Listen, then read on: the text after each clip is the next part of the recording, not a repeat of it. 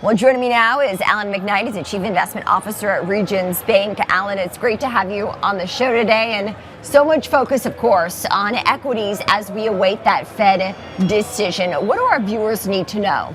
I think more than anything else, we want to hear what Chairman Powell has to say after the actual release, because so much is nuanced around what is next. And as he's talked about, we don't guess, we don't speculate, we don't assume.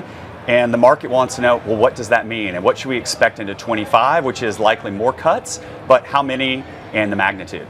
We've seen the stock market on the S&P 500 up double digits this year, nearly 30%. In fact, when we talk about year-to-date gains, a big post-election surge, a little bit of a pause, just a consolidation phase that we've seen here the past week or so. How do you think that momentum carries into 2025?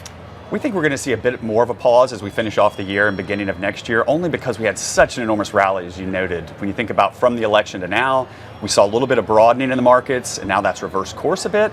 So we think that the market needs to almost get its legs underneath it as it comes into 25, earnings growth, GDP growth, and can the Fed keep inflation restrained? And what does that mean for market breadth? Some of the technology names, for instance, they have been outperforming of late. Is that a trade that you expect to stick in 2025?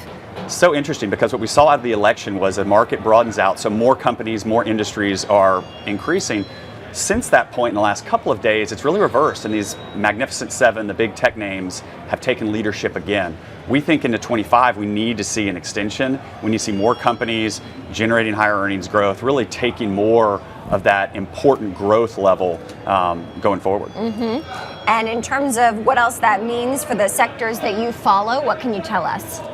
Well, the way we look at it is follow the earnings growth, and as we think about that, it's communication services, which has already done well this year. We think it'll do well next year. We think financial services will actually benefit as we see some movement on rates. Then conversely, we're less excited about consumer discretionary. We've really seen this tale of two cities between the low-income consumer and the high-income consumer, if you're a renter versus an owner.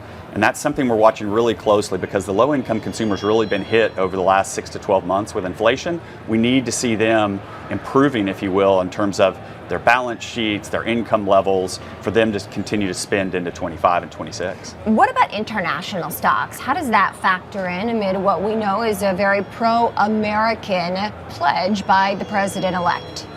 We still believe that the U.S. is the best house in a bad neighborhood as it relates to growth globally. So if you think about the U.S. versus China, the Eurozone, Japan, we still think that U.S. GDP is going to grow at a faster clip. And so we would rather allocate to domestic equities right now. We still think it's a better place to be, despite this huge rally that you talked about earlier. I mean, it's always hard to continue to invest through such a big rally, but we think the earnings will support it.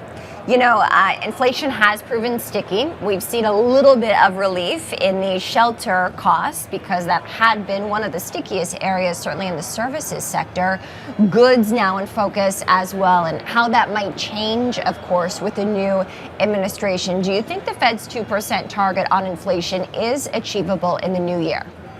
Unfortunately, I think it's going to be really trying. What we saw with inflation is it took the elevator up and the escalator down, and it's going to be really sticky as we move into 25. And I think that's going to be difficult, because with the immigration policies and the trade policies, there's a lot of unknowns out there. And what we do believe is the Fed is going to be watching very closely and likely to be a bit more restrained until they see inflation really starting to come back down again, which we haven't seen of late. So how many rate cuts do you anticipate that we'll get from the central bank next year? We envision 3. With that, we'd say they could likely move that down to 2.